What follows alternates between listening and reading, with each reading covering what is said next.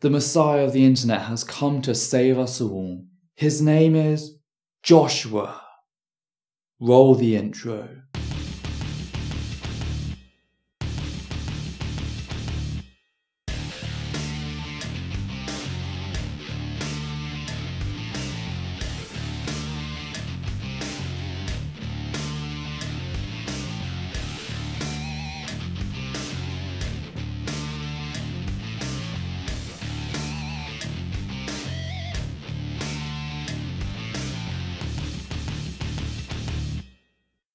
The warfare thesis suggests that there has been a historical conflict between science and religion, and basically a never-ending ideological war to determine truth. Modern scientists are all for this view, but historians of science, not so much. And that's because there are plenty of scientists throughout history, plenty of the greatest scientists that have ever existed, that were religious, that were Christians, and a lot of times their religious belief drove them to strive for scientific advancement. First of all, who do you mean by historians of science? You simply throw out this title as if it had some meaning to suggest that there's some homogeneous order that agrees with you, yet you never list any sort of organization. You don't give any specifics. You don't give any names of authors or anything.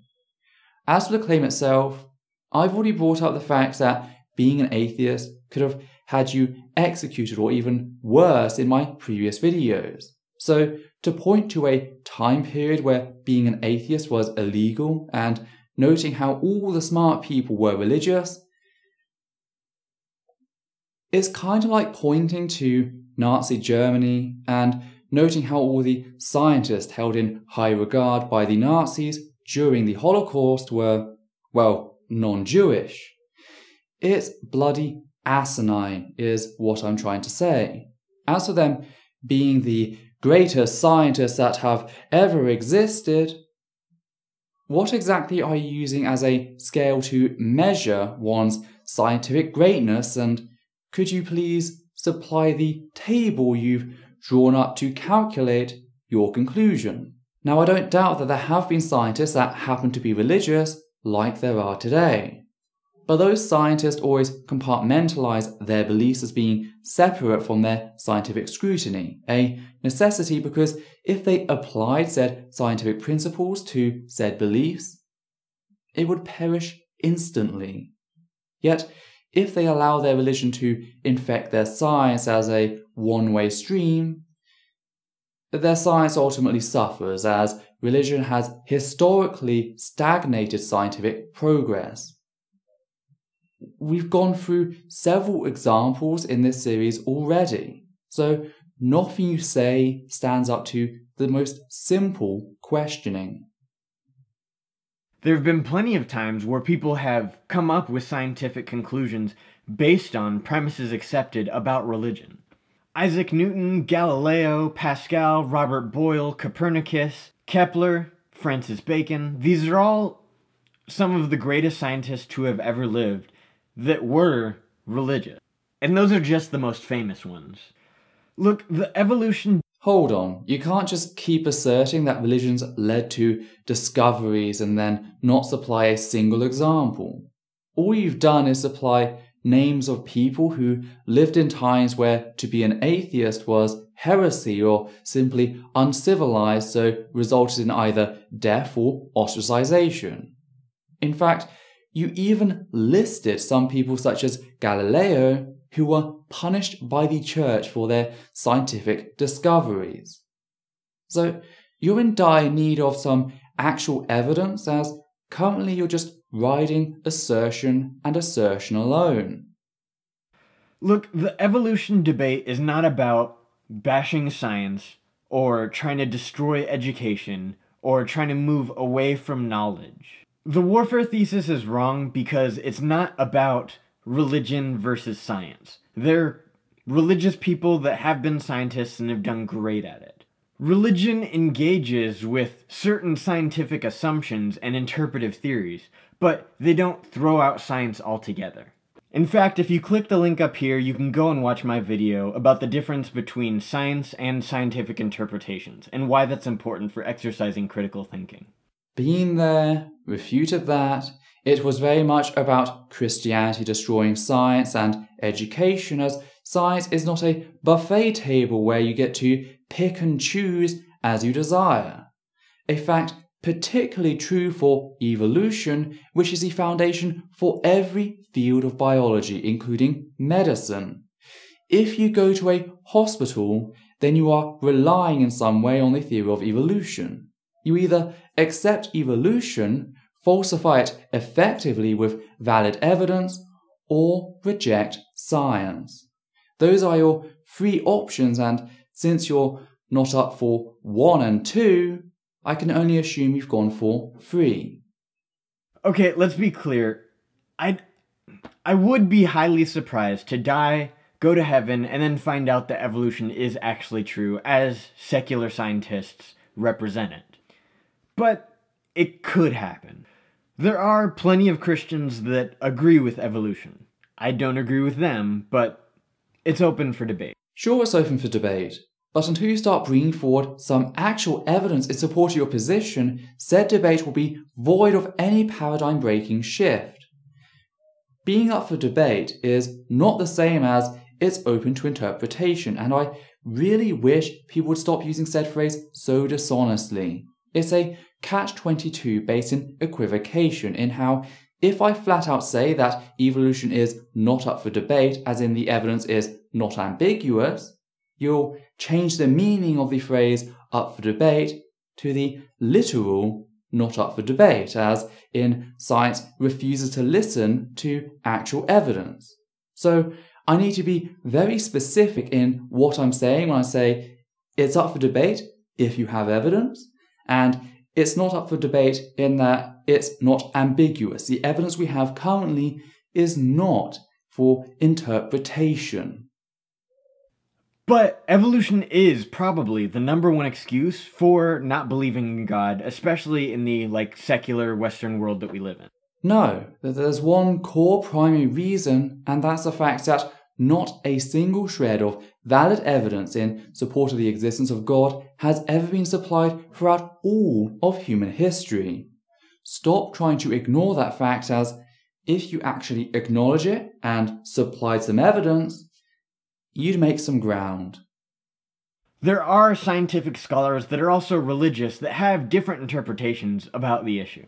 Here's the problem that I take with evolution. When something like evolution just steps in and shuts off the conversation from happening, that's when I take an issue to it. I think it's a problem when ideas step in and they just stop critical thinking from happening altogether and just halt any discussion from happening whatsoever. If someone openly doesn't want to change their lifestyle or change the way they think, or just really doesn't want to believe in religion, I can't do much about that. But critically engaging with ideas and coming to an understanding comprehensively of what somebody believes, what certain worldviews believe, as they represent it, without misrepresenting it altogether, that, I think, is where critical thinking begins to take place, and I think it's something that everybody should exercise. The conversation needs to open up so that we can actually exercise critical thinking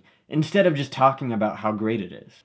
And evolution doesn't have to stop the conversation from happening, but it does, and that's why I engage with it. That's why I think the evolution debate is important. And critics aren't wrong about Christians needing to be more critical about what they believe, but so do they. And I understand that I can't convince everyone to believe in Christianity, and I don't think I should. But I do believe that at the point where the conversation isn't happening, that's where I think it's necessary to engage with the idea. I didn't think that was possible. I honestly could not. There aren't enough cinemas, conference offices, and lecture halls to house the number of projectors needed to match that little light show you just partook in. Christianity has killed people and continues to do so in certain places. Those people who dared question its authority. Science, at most, has ridiculed anyone who pretended to have evidence and were found out to be ignorant or lying about said data. Evolution has never shut down debate, and if you honestly believe it has, show me a single example where it actually silenced people, not stripped people of funding due to their own unquestionable ignorance and remove them from positions of education for spouting their factually and demonstrably wrong bias. I mean, actually silenced, as in the sort of silence we talk about when it comes to religion. You won't, because that's religion's method, not science. Okay, here's the point of this video, what this video is starting. My idea for what I want for this channel is, instead of when people hear on the news or on the internet or something, they hear some headline that says something like, "Scientists have discovered that the first living cell started in groundwater." Instead of automatically just accepting that interpretation as true, I want people to be able to exercise the critical thinking to be able to engage with why they came to that interpretation. I want people to be able to consider what evidences that they're using to come to that conclusion, what alternative interpretations could come to, and whether or not that's the only interpretation that could happen, which is never the case. I want people to step outside of that idea and take a look at the assumptions, the evidence, and all of the other possibilities that come from what has been found, and analyze whether or not they believe that that interpretation is a good enough one for us to pursue looking in. And that goes for the same for people that say things like, such and such has been disproven. Instead of just saying, okay, they say that this is disproven, so I'm going to accept that as truth. They need to take a closer look at the evidence and whether or not that actually directly links to the premises of this other idea. That was a little confusing. But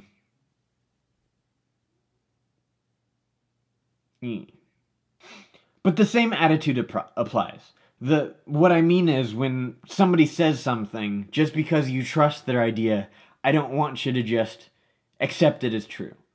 I want you to go through the same line of reasoning that they took and see if you can come up with other ideas. I want you to be critical of the idea.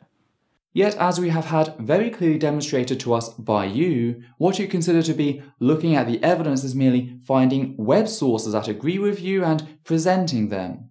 You don't show people how to read studies or help them understand certain aspects of the scientific method.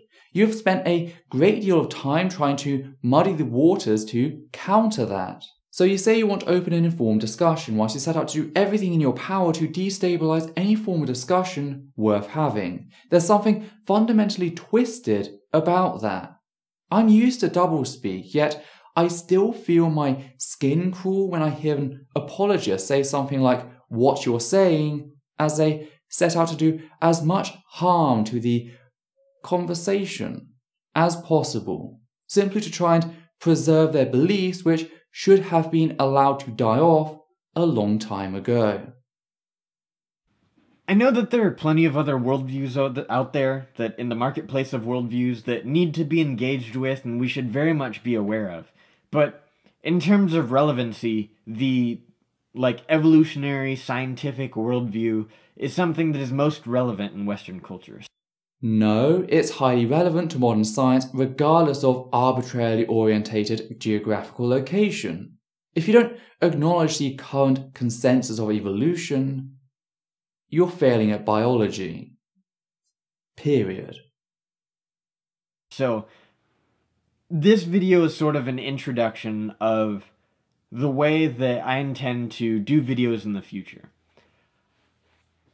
I have some connections with some organizations that I'm not going to name yet because I'm not sure what I'm allowed to say or what rights that I have to name drop anybody, but I have some connections with people that I'm working with that are PhD scientists and mathematicians and scholars, and they have different interpretive theories about different topics. And I'm hoping to do videos about how those evidences, those ideas, those conclusions, how they can be pit up against the modern evolutionary ideas that we see, and how we can determine how they compare. And if you already can think of somebody in mind, or if you yourself are somebody that's already thinking, well, they don't compare, so there's no point in looking into it. That's the attitude that I'm trying to change with this channel. I want to be able to engage with people and show them that we have something intelligent to say. Right, well, I've been waiting for atheists to show me that for the past, 6 years now, and you know what? Each year rolls past and all I see are the exact same disappointing assertions as the previous year. Just because you have something to say doesn't make it intelligent. So this video is an introduction on videos that I want to do in the future about engaging with evolutionary ideas and explaining how there are different interpretations that actually pit up against these ideas. And there are criticisms of evolution that I find a lot of times evolutionists aren't even aware of. I want everybody to be critical of each other's worldviews, I want everybody to be critical of their own worldviews, and I want to inspire discussion about these topics. I want people to engage with it. Whether or not you believe that these ideas are true, whether you think creationism is absolute crap, what I'm trying to change here is the idea that we need to just shut out these ideas altogether. Whether or not you agree with my position, or you are, somewhere else on the spectrum, I'm sure you can respect the idea that we need to engage in these conversations, or conversations like this. I'm sure you can respect the idea that critical thinking is something we need to exercise, and talking about it, engaging in debates, and being able to evaluate the evidences and arguments in front of us is something that everybody should be able to exercise. That's what I'm trying to do with this channel and with these series of videos that I'm doing on evolution. Well, here's something that nobody seems to have told you. You're nothing new. You're just talking about topics the internet has been talking about very openly since it became more publicly accessible. Well, so far you've only really talked about how much you're going to talk about these things, but the point is still valid. You're not inciting anything. You're not some digital messiah. You're not Neo. You're a creationist with a camera. Something I've seen countless of, and really, in my line of work, I'm likely to keep seeing them for a very long time. I mean, I'm nothing new, but I've managed to carve myself out a little niche in how I reference my stuff. And people enjoy that style. That little aspect people like it, the numerical referencing. It's something I'm known for. So I've taken an old concept and added my own little twist. You, on the other hand, same old, same old. That's really it. I don't have the detached views of self-importance you seem to do. Anyway, as we come to the end of this video, I think I'm going to have to start skipping over a few videos until I find something in which you actually make a point, because you seem like you're going to talk about something, and the title seems like you're going to talk about something, and then you say, I'm going to be talking about... Stop wasting my time. Hi there, I'd just like to say a few things here at the end of the video. First, I'd like to say thank you to everyone who has ever donated to the channel via Patreon, giving a special thanks to the following people: Trevor Matheson, Andrew Spreitzer, Sean Connolly, Alexander Williams, Daniel Martinez, and of course, Matthew Kovac. Your support has ensured this channel its ability to grow over the years, and hopefully for the years to come. I'd also like to ask that you comment down below and like this video, as well as subscribe and follow Essence of Thought on Facebook. Please also consider following the Atheist Alliance International group on Facebook, an organisation dedicated to helping atheists around the globe. Last of all, I'd like to request that you treat the people responded to in this video with a reasonable degree of respect. Whilst it is understandable that there are justifiable limits to said respect when tackling certain heavy topics, and anger can be a very genuine emotion in tackling injustice, any comment utilising language which insults others on the basis of perceived gender, sexuality, ethnicity, or both ability, mental and physical, will be removed immediately, and the commenter may be blocked on the moderator's discretion. Let's keep this space one which upholds the humanist values. So with that noted, take care.